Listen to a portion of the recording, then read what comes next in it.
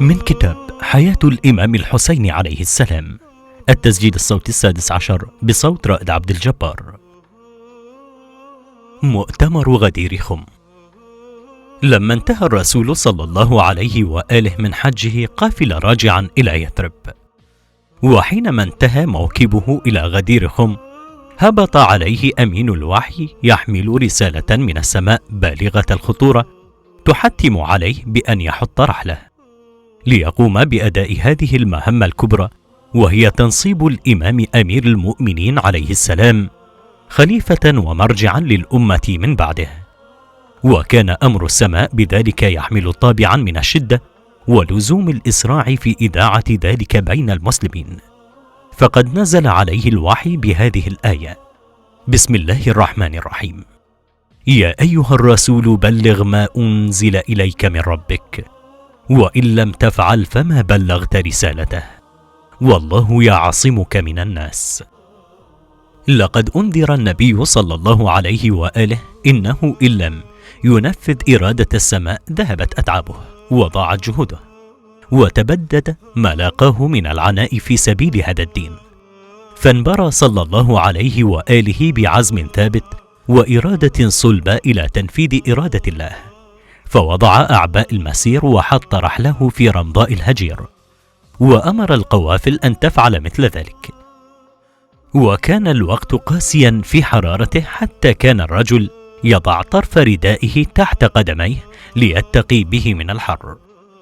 وأمر صلى الله عليه وآله باجتماع الناس فصلى بهم، وبعدما انتهى من الصلاة أمر أن توضع حدائج الإبل لتكون له منبرا، ففعلوا له ذلك فاعتلى عليها، وكان عدد الحاضرين فيما يقول المؤرخون 100,000 أو يزيدون، وأقبلوا بقلوبهم نحو الرسول صلى الله عليه وآله ليسمعوا خطابه، فأعلن صلى الله عليه وآله ما لاقاه من العناء والجهد في سبيل هدايتهم وإنقاذهم من الحياة الجاهلية إلى الحياة الكريمة التي جاء بها الإسلام، كما ذكر لهم كوكب من الأحكام الدينية وألزمهم بتطبيقها على واقع حياتهم، ثم قال لهم: انظروا كيف تخلفوني في الثقلين. فناداه مناد من القوم: ما الثقلان يا رسول الله؟ فقال صلى الله عليه وآله: الثقل الأكبر كتاب الله، طرف بيد الله عز وجل وطرف بأيديكم، فتمسكوا به لا تضلوا، والآخر الأصغر عترتي، وإن اللطيف الخبير نبأني أنهما لن يفترقا حتى يرد علي الحوض، فسألت ذلك لهما ربي، فلا تقدموهما فتهلكوا، ولا تقصروا عنهما فتهلكوا. ثم أخذ بيد وصيه وباب مدينة علمه الإمام أمير المؤمنين عليه السلام ليفرض ولايته على الناس جميعا، حتى بان بياض إبطيهما. ونظر إليهما القوم، فرفع صلى الله عليه وآله صوته قائلا: أيها الناس، من أولى الناس بالمؤمنين من أنفسهم؟ فأجابوه جميعا: الله ورسوله أعلم. فقال صلى الله عليه وآله: إن الله مولاي وأنا مولى المؤمنين، وأنا أولى بهم من أنفسهم، فمن كنت مولاه فعلي مولاه. قال ذلك 3 مرات أو 4، ثم قال صلى الله عليه وآله: اللهم وال من والاه، وعاد من عاداه، وأحب من أحبه، وأبغض من أبغضه، وانصر من نصره، واخذل من خذله، وأدر الحق معه حيث دار، ألا فليبلغ الشاهد الغائب. وبذلك أنهى خطابه الشريف الذي أدى فيه رسالة الله، فنصب أمير المؤمنين عليه السلام خليفة، وأقامه علما للأمة، وقلده منصب الإمامة، وأقبل المسلمون يهرعون وهم يبايعون الإمام عليا عليه السلام بالخلافة، ويهنئونه بإمرة المسلمين. وأمر النبي صلى الله عليه وآله أمهات المؤمنين أن يسرن إليه ويهنئنه، ففعلن ذلك. وأقبل عمر بن الخطاب فهنأ الإمام وصافحه وقال له: هنيئا يا ابن أبي طالب، أصبحت وأمسيت مولاي ومولى كل مؤمن ومؤمنة. وانبرى حسان بن ثابت فاستأذن النبي صلى الله عليه وآله بتلاوة ما نظمه، فأذن له النبي صلى الله عليه وآله فقال: يناديهم يوم الغدير نبيهم بخم وأسمع بالرسول مناديا. فقال: فمن مولاكم ونبيكم؟ فقالوا: ولم يبدوا هناك التعاميا.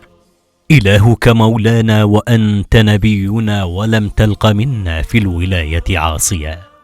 فقال له: قم يا علي فإنني رضيتك من بعدي إماما وهاديا، فمن كنت مولاه فهذا وليه، فكونوا له أتباع صدق مواليا. هناك دعا اللهم والي وليه وكل الذي عاد عليا معاديا.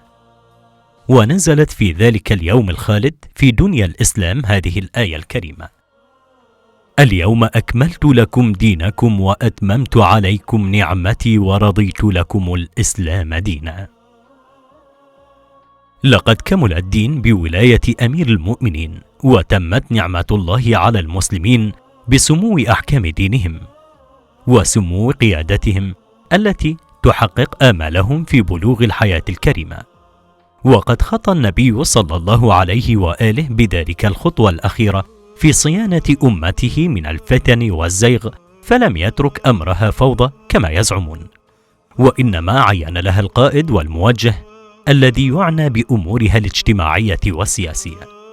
إن هذه البيعة الكبرى التي عقدها الرسول العظيم صلى الله عليه وآله إلى باب مدينة علمه الإمام أمير المؤمنين عليه السلام من أوثق الأدلة على اختصاص الخلافة والإمامة به.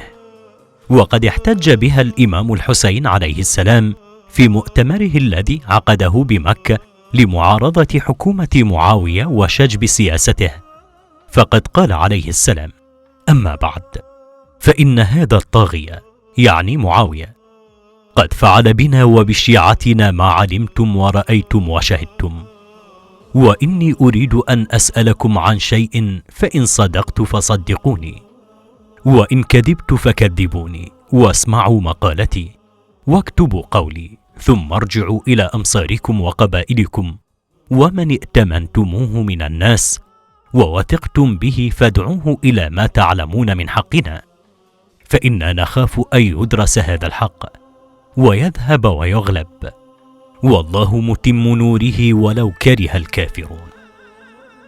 وما ترك شيئا مما أنزل الله في القرآن فيهم إلا تلاه وفسره، ولا شيئا مما قاله رسول الله صلى الله عليه وآله في أبيه وأمه ونفسه وأهل بيته إلا رواه، وكل ذلك يقولون: اللهم نعم، قد سمعنا وشهدنا. ويقول التابعون: اللهم نعم، قد حدثني به من أصدقه وأأتمنه من الصحابة. وقال عليه السلام في عرض استدلاله: أنشدكم الله، أتعلمون أن رسول الله نصبه يعني عليا يوم غدير خم فنادى له بالولاية وقال ليبلغ الشاهد الغائب؟ قالوا: اللهم نعم. إن البيعة للإمام أمير المؤمنين عليه السلام في يوم الغدير جزء من رسالة الإسلام وركن من أركان الدين، وهي تستهدف صيانة الأمة من التيارات العقائدية ووقايتها من الانحراف.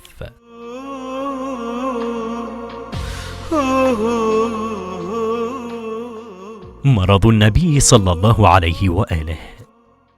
ولما قفل النبي صلى الله عليه وآله راجعا إلى يثرب، بدأت صحته تنهار يوما بعد يوم، فقد ألم به المرض وأصابته حمى مبرحة حتى كأن به لهبا منها، فكانت عليه قطيفة، فإذا وضع أزواجه وعوده أيديهم عليها شعروا بحرها، وقد وضعوا إلى جواره إناء فيه ماء بارد، فما زال يضع يده فيه ويمسح به وجهه الشريف. وكان صلى الله عليه وآله يقول: ما أزال أجد ألم الطعام الذي أكلت بخيبر. فهذا أوان وجدت انقطاع أبهري من ذلك السم. وهرع المسلمون إلى عيادته وقد خيم عليهم الأسى والذهول، فازدحمت حجرته بهم، فنعى إليهم نفسه وأوصاهم بما يضمن لهم السعادة والنجاح قائلا: أيها الناس، يوشك أن أقبض قبضا سريعا فينطلق بي، وقدمت إليكم القول معذرة إليكم، ألا إني مخلف فيكم كتاب الله عز وجل وعترتي أهل بيتي. ثم أخذ بيد وصيه وخليفته من بعده الإمام أمير المؤمنين قائلا لهم: هذا علي مع القرآن، والقرآن مع علي، لا يفترقان حتى يرد علي الحوض، فاسألوهما ما خلفت فيهما. وقد قرر صلى الله عليه وآله بذلك أهم القضايا المصيرية لأمته، وعين لها القائد العظيم الذي تنال به جميع أهدافها وآمالها.